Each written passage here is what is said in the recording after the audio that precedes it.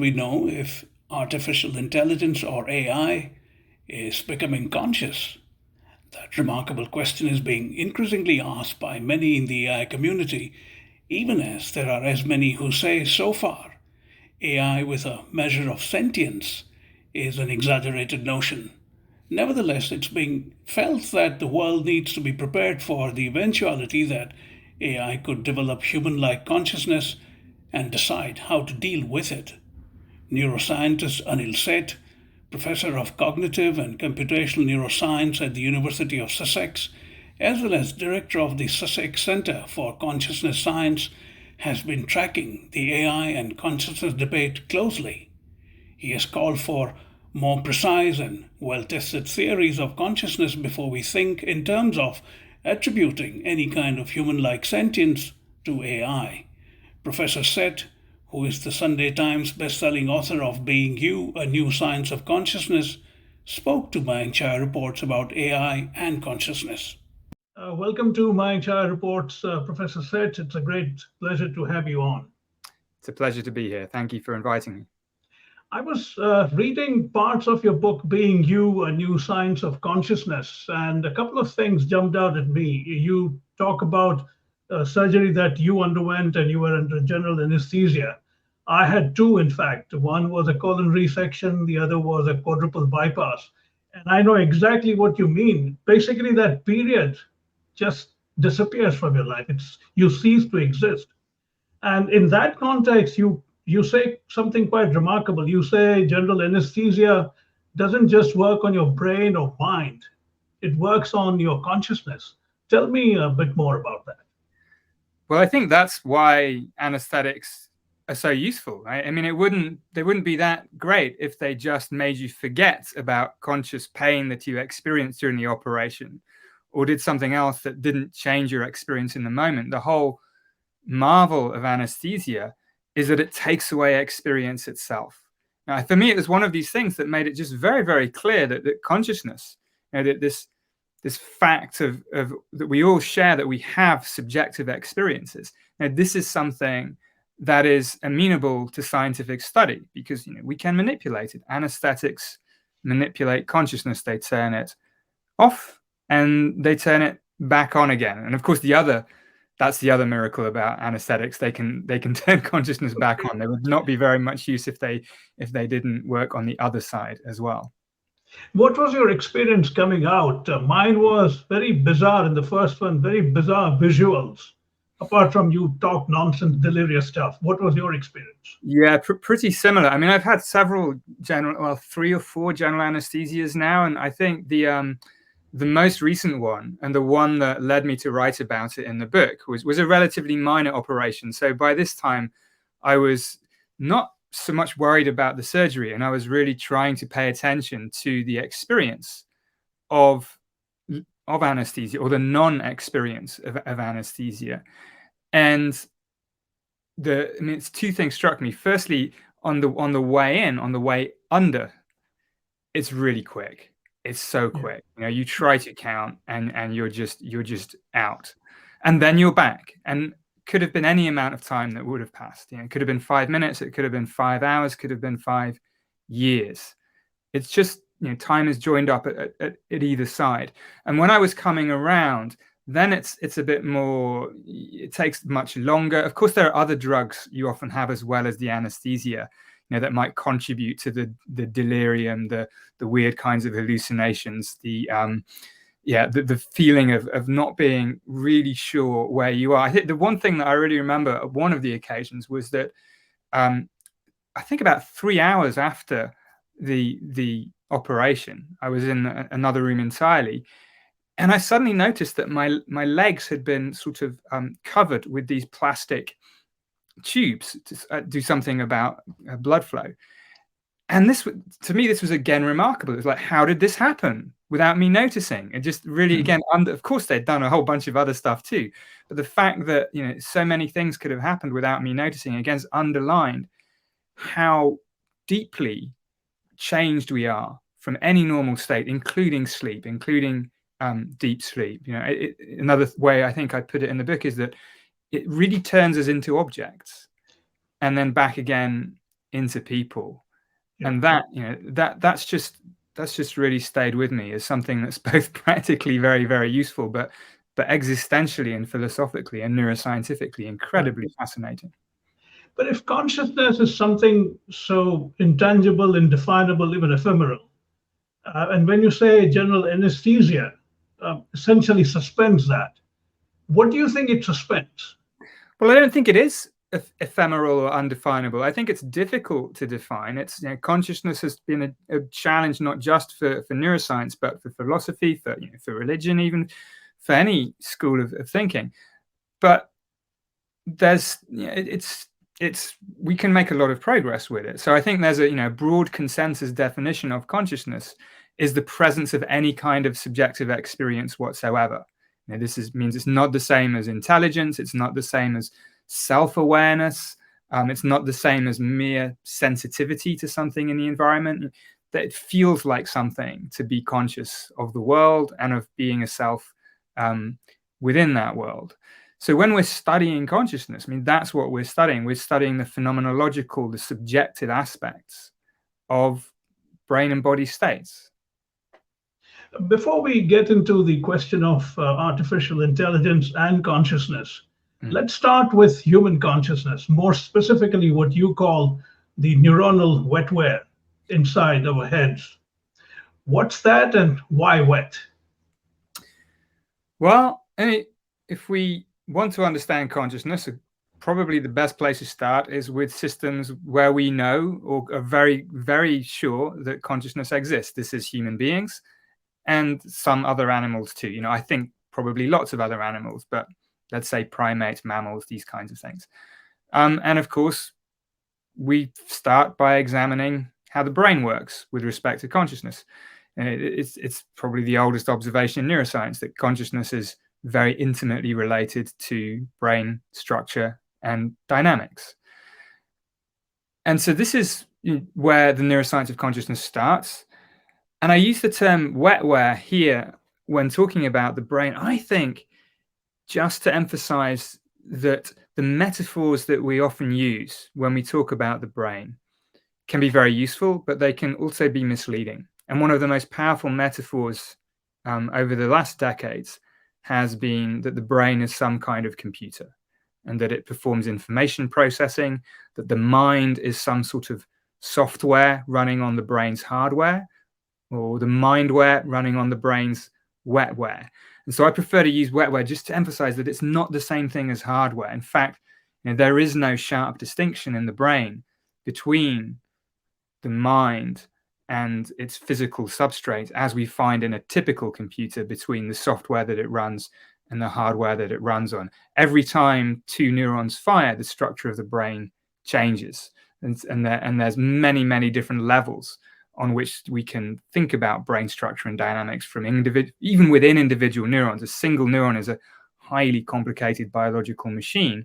And of course, we've got over 80 billion of them and 1,000 times more connections. So I think we often can give ourselves either a false sense of understanding or put false constraints on what we think can be understood if we use metaphors which can take us so far but no further. Brains, as you point out again in your book, are both chemical machines as well as electrical networks. And once again, they have always existed within a body. That is a fundamental and defining difference between humans and any AI-propelled human-like system, is it not? Well, there are some AI systems that are embodied, that we have robotics as well. I think robotics has not enjoyed quite the limelight that other aspects of AI has enjoyed lately. But yeah, you're right. In the main, brains of human beings, of any other animal, are fundamentally embodied organs. They evolved, they develop in order to keep the body alive. And the body here is not just an object that's there to perform functions, to move around. The body is a complex biological system itself.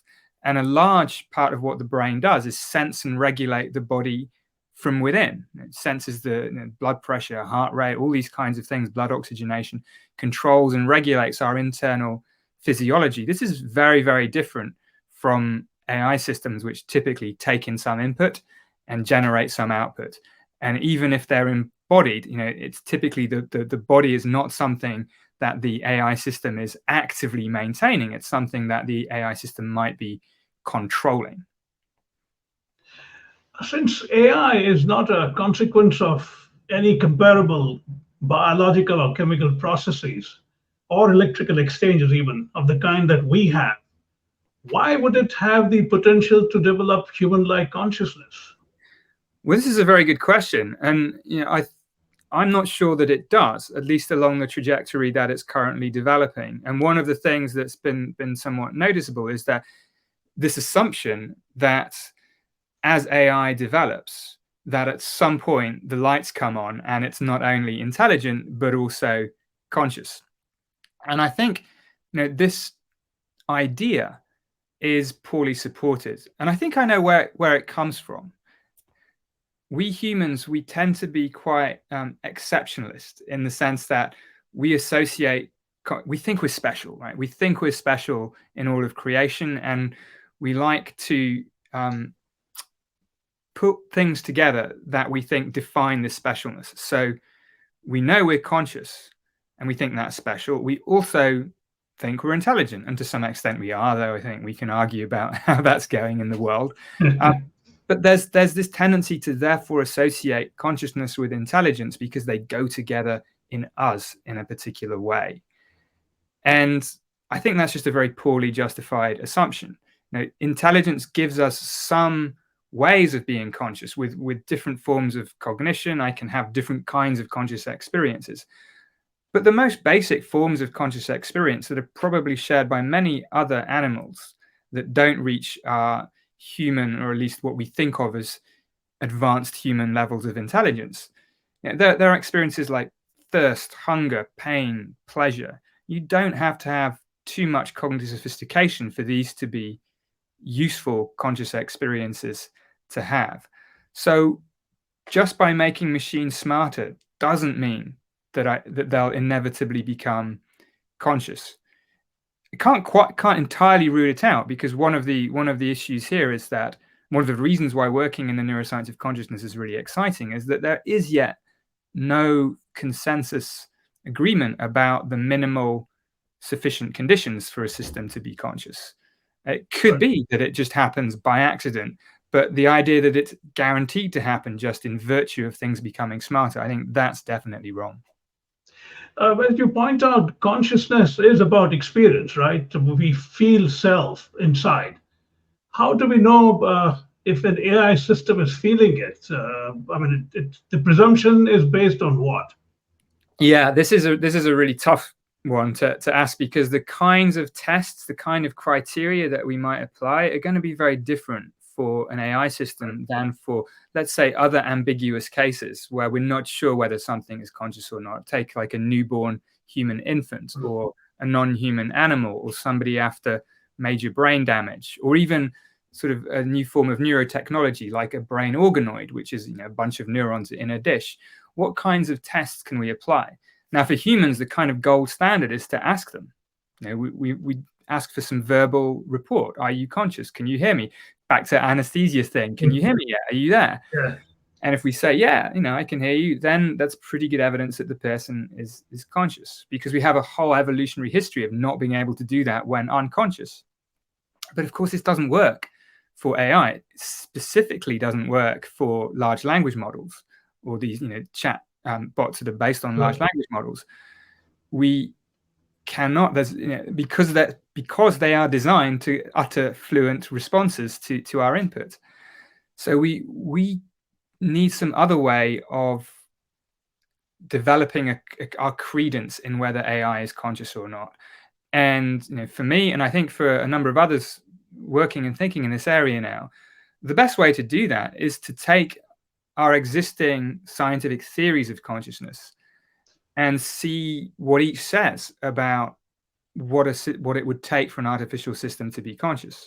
And then we can begin to talk a little bit more precisely about this. We can think how confident we are in a given theory, how confident we are that it applies to the AI system in question, which of the conditions did this AI system display, and then we can get at least,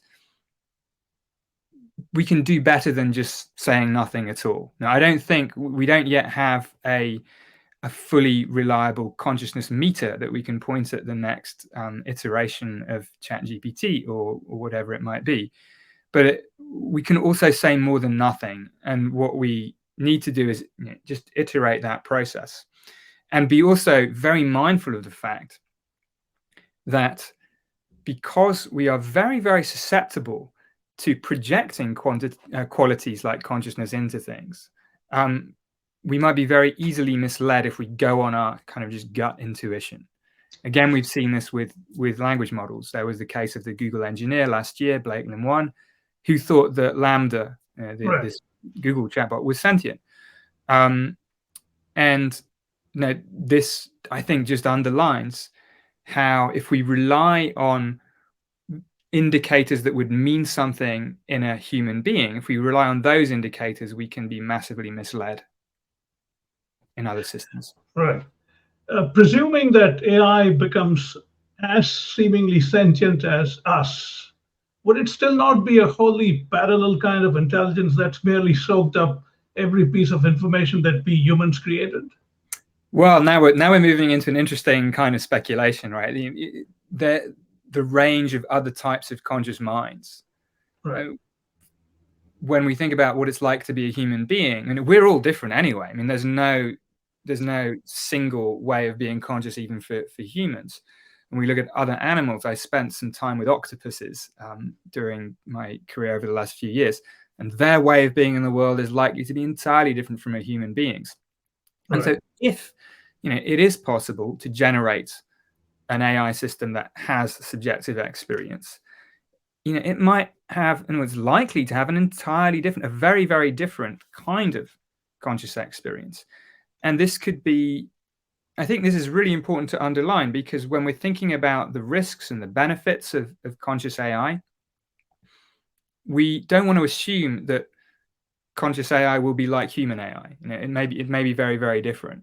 So, for instance, human consciousness is very tied up with emotion, with motivation, with agency, and with experiences of volition, free will, these kinds of things. Now, it may be that it's possible to have consciousness without any of these things. Now, I personally don't think entirely. I think consciousness for me is something that is fundamentally tied to our nature as living creatures and is probably bound up with emotion at some unavoidable level. But I might be wrong about this. But some of these other aspects of consciousness as it emerges in humans may very well be completely optional in some future conscious machine, whatever that might look like.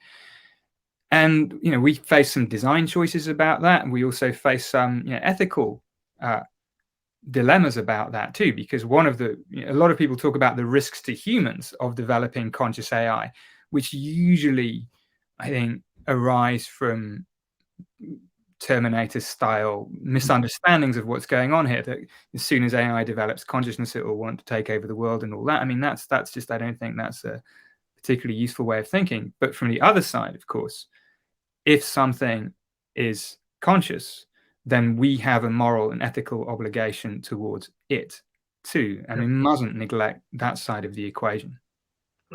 Aren't we too susceptible to anthropomorphizing machines? We even anthropomorphize the so-called aliens. We see them in our image. Yeah. Isn't that a problem? Yeah, it is. I mean, as we were saying, the Google engineer last year, and it's very difficult to avoid doing this. It's the way our minds naturally work, to projecting qualities into other things. I mean, we do it with each other too. We project understanding into other people's minds where it may not exist sometimes, or may exist differently. But we definitely do it to non-human systems as well. I mean, we do it all the time to non-human animals. Those of us who have pets, we're always projecting things into the minds of our pets that may well not be there, and we do it more generally.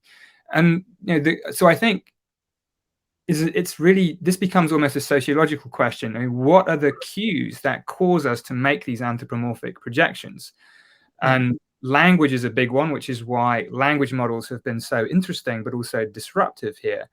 Because when something communicates with us, even if it's in a disembodied way, just by exchanging text, even if it makes horrendous errors and confabulates all the time, it's quite difficult to resist the temptation to project qualities into that system. And that itself is very disruptive. You know, if we believe that something is conscious, or if we can't help feeling that something is conscious, even though we know it isn't, you know, that I think opens us to making assumptions about how it might behave, what it might do, that might be very wrong, because it would be what we would do because we are conscious.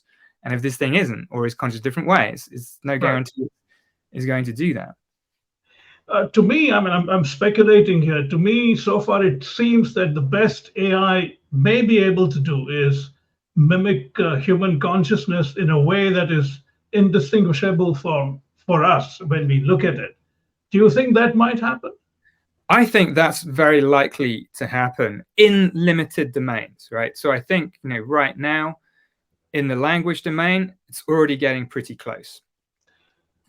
Language models are improving a lot. They're still quite easy to catch out if you try to catch them out, but perhaps these things will get ironed out.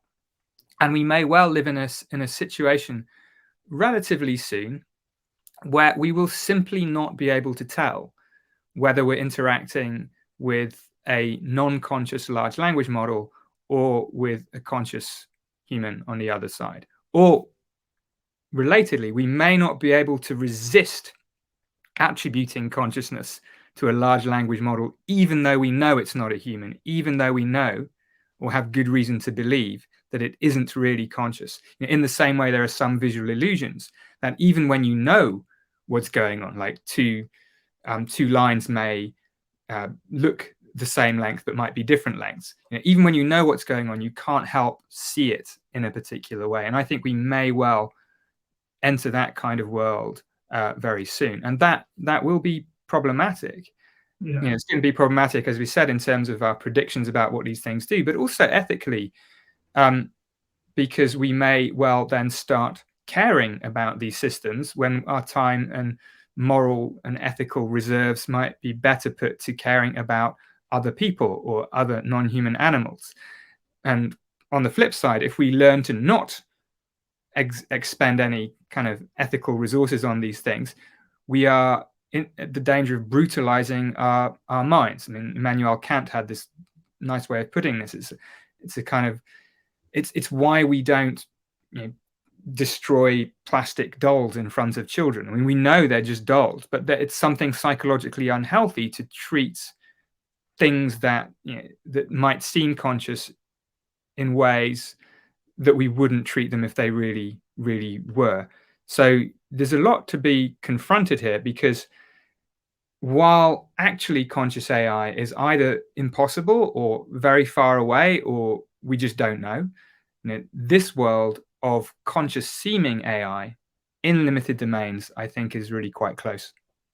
Remarkable. You know, to go off slightly off a tangent, in the Indian, rather Hindu civilizational context, where even the most inanimate is often seen as something which has some kind of life, be it a tree, be it a piece of rock. From that standpoint, I'm beginning to think that of all the civilizations which would take to AI as having consciousness easily, perhaps it could be the Indian civilization, because they're seeing it everywhere, right? Well, maybe also because, I mean, Hinduism, my family's half Indian, and there's something delightfully pantheistic about Hinduism as well. So, you know, hey, you have a new thing, you just incorporate it as part of the pantheon of Hindu deities. So you might be right. There's another aspect, though, to like a Hindu perspective on the world, or an Indian in general perspective on the world, which I think is interesting here, which is about the soul.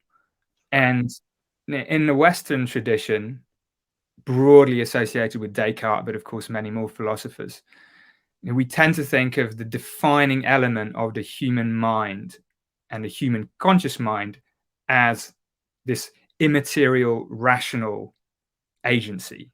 And this is really, it's this idea that you can think of, that's the heart of, that's the frame in which AI has been developed in the West. This development of something that's rational and disembodiable and could run on anything, could be uploaded to the cloud and so on. That's the image in which AI is being generated, even though it may not be explicitly put that way.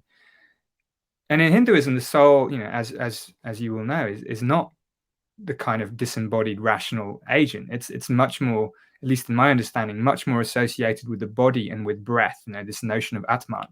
Right. There is, of course, still the idea that you can sort of skip from one person to another, but of transubstantiation. But this idea that soul and breath are closer together than, say, like soul and rational intelligence. I think that's really important, and for me, that fits much more comfortably with what I think consciousness really depends on, which is the body, the flesh and blood mechanisms that we're made of, the wetware, the raw biological materiality of us. Because there's just a big open question here that computers, however sophisticated they are, however many GPUs we have running, are we just simulating something, or are we actually instantiating that thing? Right. And this gets back to your question.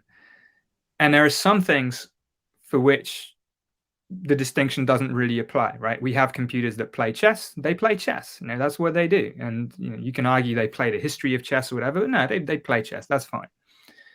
But there are other things for which a simulation is just always going to be a simulation. And I think here of things like big weather forecasting simulations. You can make them as accurate as you like, as detailed as you like, but it never gets actually wet or windy inside any of these computers running a detailed weather forecast.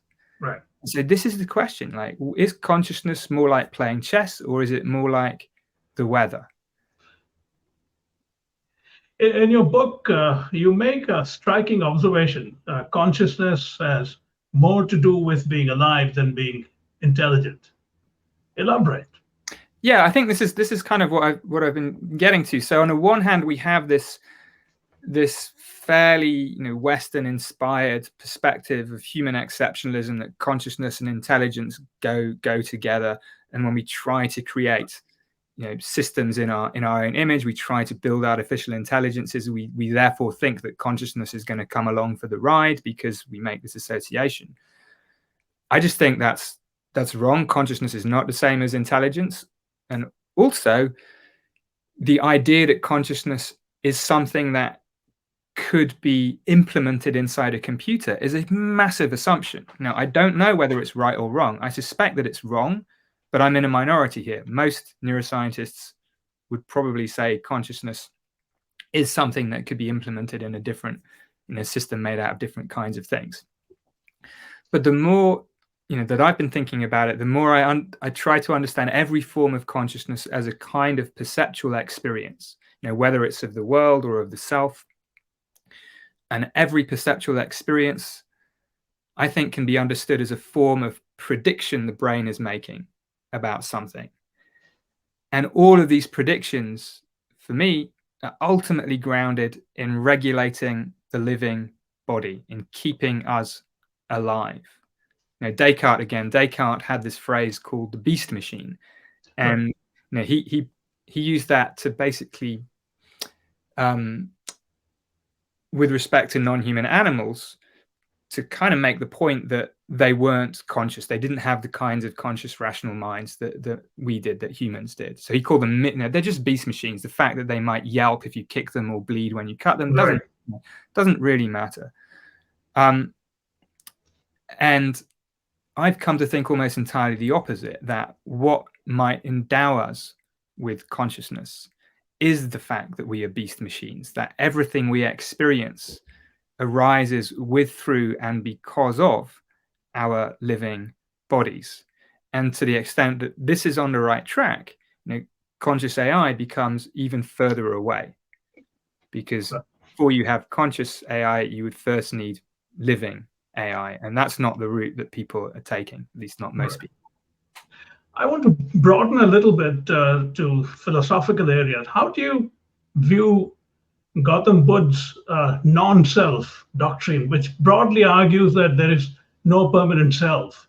Underlying that idea is one of momentariness, which is kshanikavad, as it's known as, kshanika being moment. Okay. It's an extraordinary conception 2,500 years ago, that it is moment to moment to moment. Yeah. What lies in between those two moments? Perhaps nothingness. That's the idea. How do you look at an explanation of that kind? So I think there's a lot to it, and it's, of course, there's many traditions, Buddhism as well. Many Buddhist traditions think of the self as a process rather than an essence or an entity. Even in Western philosophy, David Hume talked about the self as a bundle of perceptions. I think the key thing here is to understand that the self is not the thing that does the perceiving of the world and that is exercising free will and making decisions. All of these things arise in consciousness. Experiences of agency, experiences of self, experiences of the world, experiences of the body. All of these arise within consciousness, and I think are different forms of perception. And indeed, this then means that there is an impermanence to the self. There is a continuous change of the experience of being a self, and it's something that is quite hard to recognize, because it doesn't always seem like that to us. And I think this is why practices like meditation can be quite useful, because they can draw our attention to the nature of the self. If we look for it, if we look for the self, where is it? Where is it? It doesn't seem to be anywhere. And of course, there's a clue in that when we try to do that and repeatedly fail to identify the thing that is the self. So I at least in theory am very much aligned with that idea. In practice, of course, for me, most of the time, it still feels like there is a self, and it's more or less the same self, and it is more or less the same. And these changes, they happen, but just like change blindness in our experience of the world, if something changes slowly and we're not expecting it to change, then we don't perceive the change. And I think we have a kind of self-change blindness where the experience of being who we are is always changing, but most of the time we never experience the change itself. Yeah. Life as a series of moments always transmigrating is an astounding concept. Now look at this particular quote from Buddha. In place of an individual, there exists a succession of instants of consciousness. Yeah. It's poetic, profound, and purely cerebral. Yeah, and I think I like that. So it does raise an open question, though, whether there are instants or whether it's a dynamic. Whether consciousness arises in frames like in a movie, or whether there's something intrinsically dynamic to it. I think that's a fascinating, but it's a slightly different question. Right. I think zooming out from that, the idea that all there is moment to moment are conscious experiences, not a separate self and world, not the self having a conscious experience of the world, but the self is part of that conscious experience too. I think from that perspective, a lot of the philosophical confusion about consciousness can dissolve. Things like free will can be understood, I think, much more simply as experiences rather than as causes without cause, as often people like to try to preserve a sense of free will as something that can change the course of physical events in the world. If we think of it as a form of perception, a form of experience, then it becomes much easier to accommodate within kind of a naturalistic worldview. The reason I'm citing this seemingly esoteric ideas is, I mean, these are all products of a very conscious mind, namely that of Gautam Buddha. I seriously wonder whether an AI system has the capacity to produce something like this. Yeah, I mean, I think we're only just beginning to figure out how to interpret things that AI can produce. One of my mentors, Daniel Dennett, is well known for saying that we should always remember that when we create AI, we're creating tools and not colleagues. And sure, we can use language models to generate things that can be prompts for our own creativity, and that can be very, very useful. But what meaning we attribute to that is going to be very different. So it's a little, I guess it's a little bit like, the old story about monkeys bashing away on typewriters, and if you leave them long enough, they'll come up with the work of Shakespeare, right? So I think now what we've got is something similar, but it's not just monkeys and type. We've got something much more, much better designed, not just sort of some random key pressing stuff going on. So the space of things that will come out is much less random. It's much more interesting. It's potentially much more useful. But the meaning in these things still comes from us rather than the systems themselves. There is an interesting history of science fiction writers presaging things which are already in place now.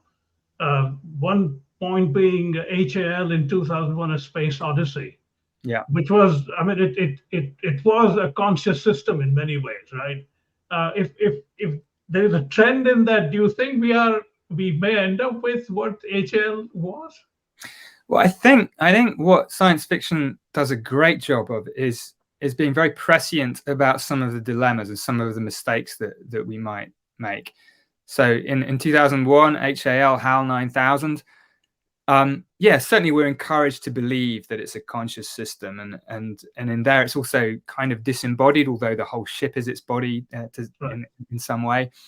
The thing that I remember from that film that stayed with me is the reliance of individuality on memory. And there's this scene where Dave Bowman removes the memory banks, and it starts to, his personality begins to disintegrate. It's an incredibly moving scene. I still find, and I think that's prescient in how we might interact with large language model based systems. That if they, again, we're going to project identity into them, and if they start to exhibit memories, then that's going to play on our own anthropomorphic tendencies in some ways.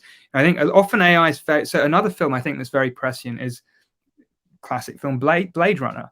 Right. Now, in Blade Runner, instead of this Turing test, which is this test of whether you can tell the difference between a machine and a computer based on disembodied language exchanges. So arguably, language models pass or are close to passing the Turing test.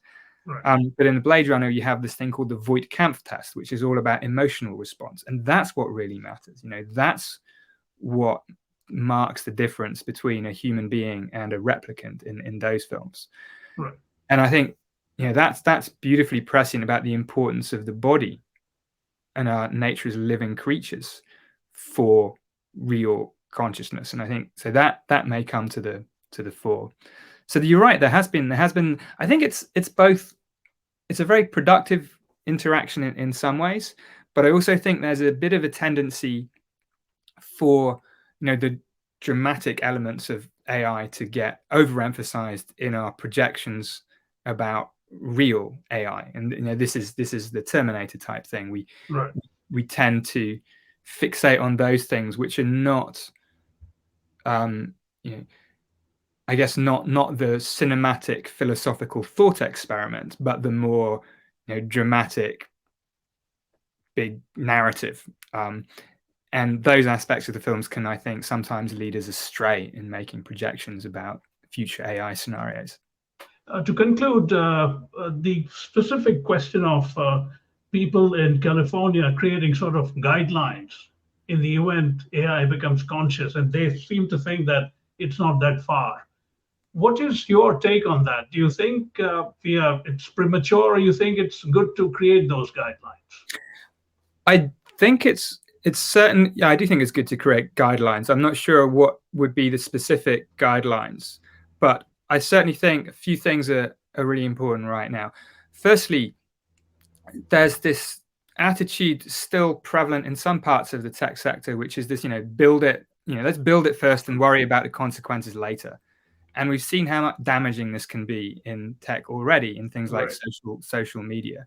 And so this idea that, wouldn't it be great to build a conscious AI? Let's just do it. I think that is not to be encouraged. And I think, we should make it very clear that that is a bad thing to do. The problem is, of course, we don't know what it would take. So we don't know exactly how to dissuade it from, while still being able to pursue AI research. Because, of course, AI has huge potential to benefit humanity and the planet and society. So it's difficult to know exactly where the specific guidelines, but we should change this sort of attitude of just, yes, it'd be great to have a conscious machine. No, it would not be great. It would be very problematic to have that. Yeah. So, but there may be things we can, there may be guidelines we can establish which make real conscious AI less likely, but also, and I think equally or also important, is to make sure that we build systems which are going to minimize risks even when they just simulate consciousness, because there's a lot of problems that will arise, as we've discussed, for systems that just give the appearance of being conscious.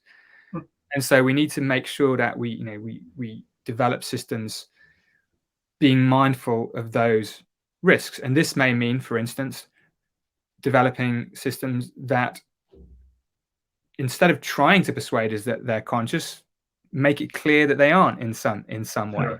Right. Or don't use emotional words in some way, or don't use agency type phrases in some ways. So I think there are many things we can do. I think the other really important general principle here is that research in AI needs to be increasingly coupled with research into consciousness and neuroscience more generally.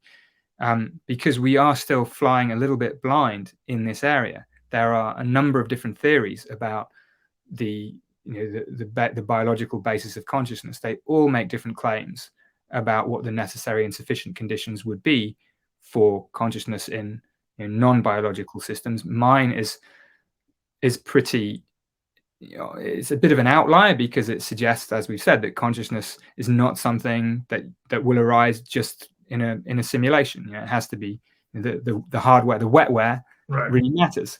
Most other theories don't make that assumption.